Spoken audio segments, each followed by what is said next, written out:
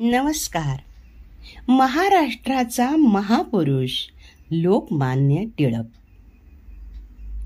प्रकरण 3. दोन उत्सव गाजले. गणपती बाप्पा मोरया, पुढच्या वर्षी लवकर या, असा ध्वनी कर्णपथावर आदळून गगनमंडळ भेदून जात आहे. सर्वांच्या मस्तकी मंगल सूचक गुलाल शोभतो आहे. टिपऱ्यांचे, लेझिमचे, घुंगुराचे, चौघड्यांचे, सनयांचे भिन्न भिन्न स्वरसंमेलन मनावर चमत्कारिक परिणाम उत्पन्न होत आहे. रे मार्केट पासून आप्पा बळवंतांच्या गेटापर्यंत प्रेक्षकांचे थवेच्या थवे असल्यामुळे पाऊल ठेवावयासही जागा मिळत नाही. रस्त्यावरील माड्या, छपरे, कौलारे गजबजून सजीव झालेली दिसत आहेत. गणरायाची मिरवणूक संध्याकाळी 6 वाजता लकडी पुलाजवळ जाऊन पोहोचली. वाटेत बत्ताशांचा वर्षाव होत होता आणि गुलालाने सारे रस्ते लाल लाल झालेले. रस्तेच काय, पण लोकांचे देहही फुललेल्या पळसाप्रमाणे लाल भडक दिसत होते.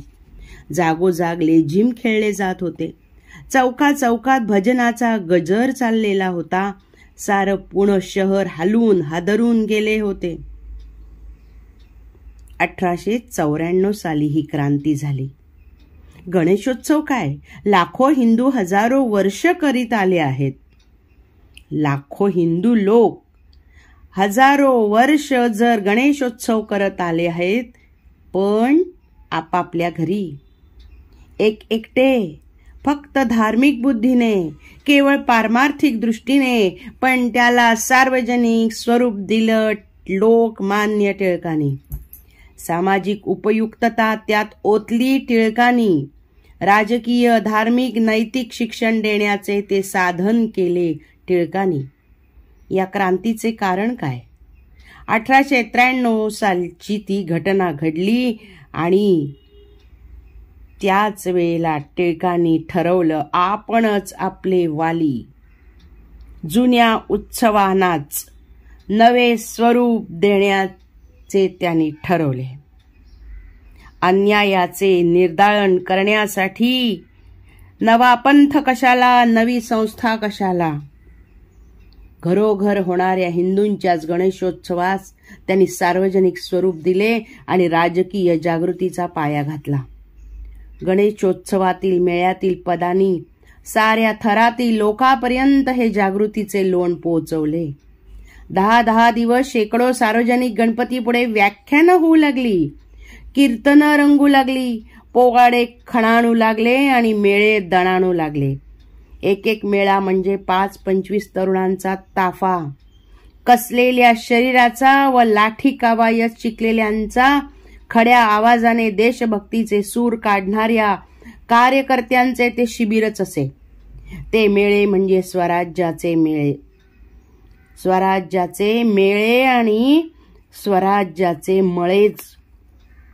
जेथे जेथे मेळे जात तेथे लोकात आनंद पसरे, राष्ट्रभक्ती पिके. जे पुण्यात तेच अखिल महाराष्ट्रात. गावोगाव सार्वजनिक गणेशोत्सव गाजू लागले. हिंदू लोक जागे झाले, संघटित बनले. गणेशोत्सवानंतर एकाच वर्षाने टिळकांनी दुसरा एक सार्वजनिक उत्सव सुरू केला आणि तो म्हणजे शिवाजी उत्सव. शिवाजी म्हणजे महाराष्ट्राचा जनक, स्वराज्याचा संस्थापक. त्यांचे स्मरण हे स्वराज्याचे साधन, ऐक्याला आवाहन. पण त्यालाही परतंत्र महाराष्ट्र विसरू लागला होता.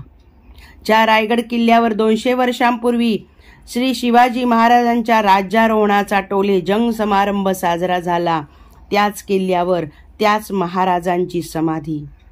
पडक्या तटबंदीचे आत, मोडक्या इमारतींचे सावलीत, झाडाझुडपांच्या गुंतावळीत पार लोपून गेली. कोणाला तिची दाद न वारता जिथे महाराजांचे सैनिक संचार करीत तिथे आता पाकोळ्या फिरू लागल्या. जिथे चौघड्यांचे निसणयांचे मंजूळ निनादत तिथे आता रातकिड्यांच्या किरकिऱ्याटाशिवाय काही ऐकू येईनासे झाले. जिथे उमदे घोडे थैथयाट करत तेथे आता गाढवं फिरू लागली. जिथे हत्ती आनंदाचे चित्कार करत तिथे घुबडांचे घुतकार ऐकू येऊ लागले. जिथे राज्यारोहण प्रसंगी सोन्याच्या होनांचा पाऊस पडला तिथे आता मातीच्या कणांचा धुरळा उडत होता. 37 मण सोन्याच्या रत्नजडीत सिंहासनावर बसलेल्या छत्रपतींवर सहस्रावधी शास्त्री पंडितांनी सप्त नद्यांच्या व समुद्राच्या उदकाचा अभिषेक केला आणि नंतर छत्रपतींनी स्वतःची सुवर्ण तुला केली.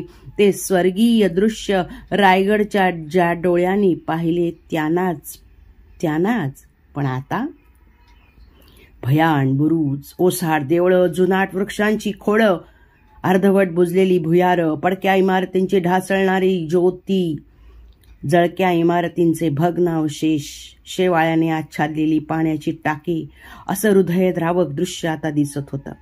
सर्वात वाईट गोष्ट म्हणजे या महाराष्ट्र पित्याची समाधी जंगलात, झाडाझुडपात, काट्याकुट्यात झाकून बुजून दडून गेलेली होती. रायगडापासून फक्त 12 मैलांवर महाड. पण रायगडची दखल घेतो कोण? महाराष्ट्रात लाखो मराठे, हजारो मावळे जिवंत होते, पण महाराजांच्या समाधीकडे लक्ष देतो कोण? आणि ते सरदार, ते जहागीरदार आणि ते संस्थानिक, खास छत्रपतींच्या गादीवर बसणारे, महाराजांच्या पुण्याईवर जगणारे, मिरवणारे व त्यांचे नाव अभिमानाने घेणारे, असे कैक सत्ताधीश, ऐश्वर्य संपन्न, भाग्यवंत महाराष्ट्रात ठाई ठाई होते. पण महाराजांच्या समाधीची दुरुस्ती करण्याचा विचारही त्यांच्या मनास कधी शिवला नाही. कधी मधी गोरे अधिकारी जिज्ञासेने तिथे जात, पण त्यांना आस्था किती? दर साल फक्त 5 रुपये मंजूर करण्यापुरती. तेवढ्यात छत्रपतींच्या समाधीची निगा राखली जावी हीच त्यांची अपेक्षा. छत्रपतींच्या एका वंशजाचा कैवार ज्यांनी घेतला आणि त्यासाठी तुरुंगवासही सोसला, त्या टिळकांना खुद्द छत्रपतींची ही विटंबना कशी पाहावेल? 1895च्या मे महिन्यात त्यांनी केसरीतून महाराष्ट्राला सूचना दिली, रायगडाकडे लक्ष द्या, शिवाजी महाराजांचे स्मारक करा, त्यासाठी एक समिती नेमा. नुसती सूचना करून टिळक थांबत नसत. त्यांनी प्रत्यक्ष कार्याला चालना दिली. खूप खटपट करून पुण्यात एक सभा भरवली. 30 मे रोजी हिराबागे टोले जंग सभा भरली. सभेची निमंत्रण पत्रिका टिळक व सेनापती दाभाडे यांच्या सहीने निघाली. सभेत सरदारांनाही भाषण करण्याची मुभा होतीच.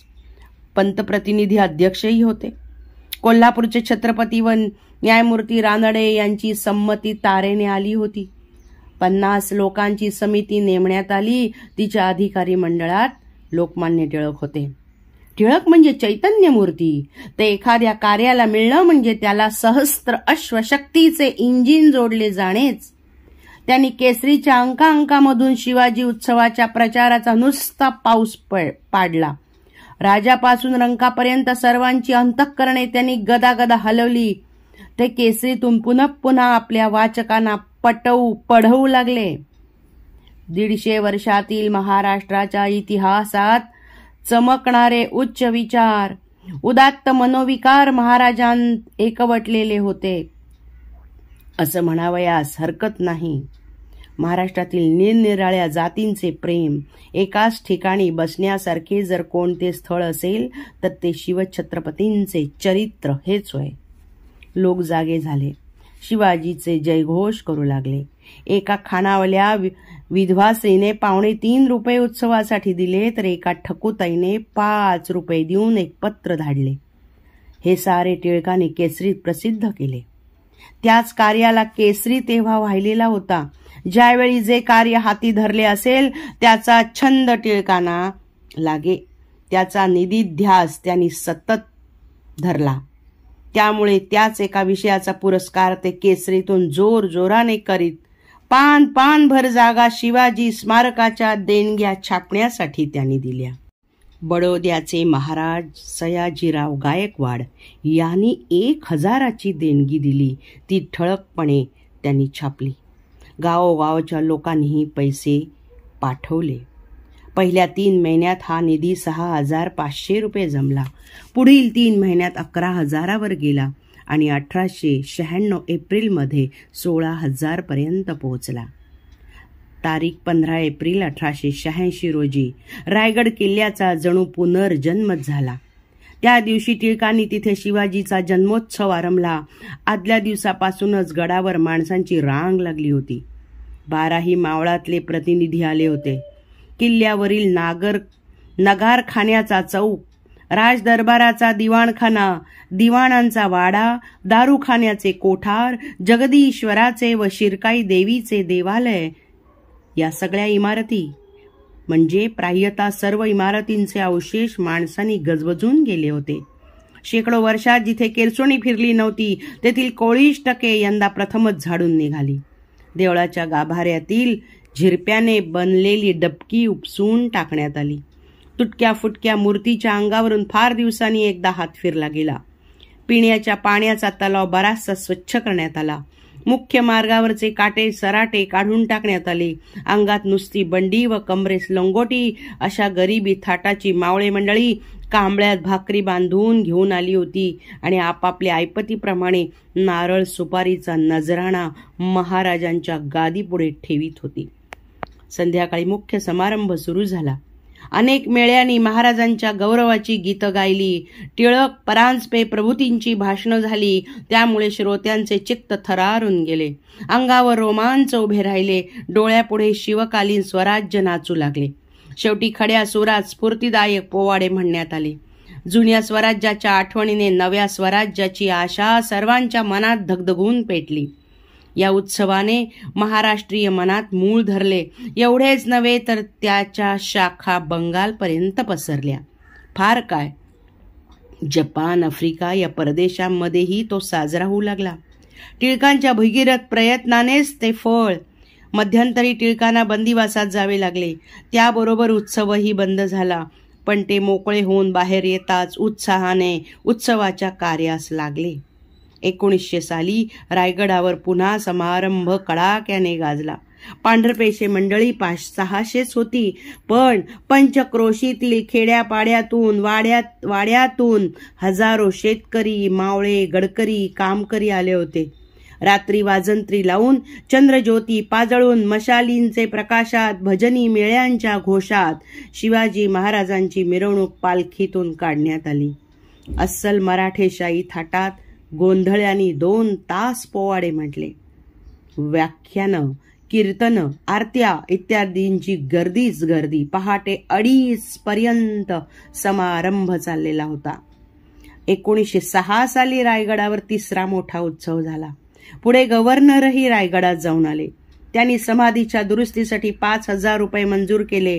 पण पुढे माशी शिंकली. ती देणगी या ना त्या सबबीवर दिली गेली नाही. महाराष्ट्रापासून बंगाल किती दूर. त्यातही पूर्वी मराठ्यांची भीतीच बंगाली लोकांना वाटे. पण टिळकांनी आपल्या राजकारणाच्या मंत्राने बंगाल वश करून घेतला होता.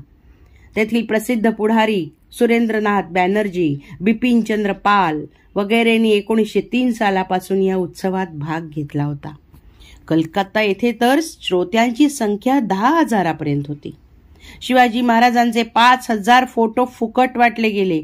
पुढील काही वर्ष अशाच वैभवाने बंगालमध्ये शिवाजी उत्सव सालोसाल साजरा झाला. 1906 साली तर कलकत्ता येथील उत्सवात टिळकांना बोलवण्यात आलं. त्यामुळे उत्सवास विशेष रंग आला होता. बंगाली लोकांनी टिळकांच्या गाडीचे घोडे सोडून ते स्वतः ओढीत नेली. मिरवणुकीला प्रचंड गर्दी. मुखाने टिळकांचा जयजयकार, ओंजळीने त्यांच्यावर पुष्पवृष्टी. शिवाजीचा उत्सव तेथे 4 दिवस सतत चालू होता. शेवटी गंगेपर्यंत शिवाजीच्या प्रतिमेची मिरवणूक काढण्यात आली. 1905 साली शिवाजी उत्सवाने आपल्या देशाची मर्यादा ओलांडून जपानवर स्वारी केली. टोकियोमध्ये जपानी, चीनी स्त्री पुरुषांनी शिवाजीचा गुणगौरव केला. 1906 सालीही एका बौद्ध मंदिरात जपानी, चीनी, सयामी, जर्मन आणि हिंदी विद्यार्थ्यांनी हा उत्सव प्रचंड प्रमाणावर साजरा केला. 400हून अधिक लोकांनी या उत्सवात भाग घेतला. अखेर 1921 साली शिवाजी उत्सवाला सरकार मान्यताही मिळाली आणि त्या वर्षी पुणे येथे छत्रपतींच्या पुतळ्याची कोनशिला इंग्लंडच्या युवराजांनी बसवली. शिवाजी म्हणजे स्वातंत्र्याची प्रदीप्त ज्वाला. शिवाजी म्हणजे अखंड प्रयत्नांची मूर्ती. शिवाजी म्हणजे निर्लोभी जनसेवेची पताका. त्याचे नाव महाराष्ट्रभर दुमदुमले. त्यांची स्मृती प्रत्येक महाराष्ट्रीयाला झाली आणि त्यांचे फल म्हणजे महाराष्ट्रामध्ये स्वातंत्र्याची लालसा वाढली, पारतंत्र्याशी लढा देण्याची हिम्मत दुणावली आणि लोकसेवेची वृत्ती बळावली.